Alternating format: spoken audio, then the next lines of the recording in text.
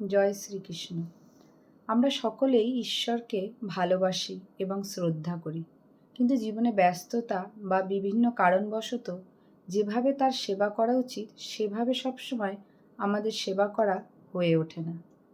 আসুন জেনে নিই গীতায় স্বয়ং শ্রীকৃষ্ণ ভক্তিযোগের মাধ্যমে ধাপে ধাপে উন্নতির কী পথ বলেছেন। ভগবান বলেছেন আমাদের পঞ্চ ইন্দ্রিয় দিয়ে তার সেবা করার মাধ্যমেই সেই প্রেম ভক্তির স্তর লাভ করা যায়।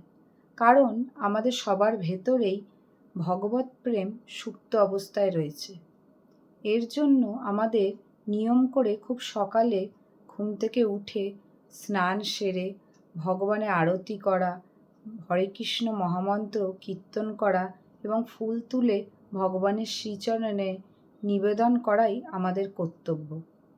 একজন দক্ষ সদ্গুরুর নির্দেশ অনুযায়ী নিয়ম করে ভক্তিযোগ অনুশীলন করলেই আমরা ভগবৎ প্রেম লাভ করতে পারব। আসুন আমরা সকলে মিলে এই পথ অনুসরণ করি, কারণ এই পথেই আমরা সব সমস্যার সমাধান যেমন খুঁজে পাব, তেমনি মানসিক প্রশান্তিও পাব।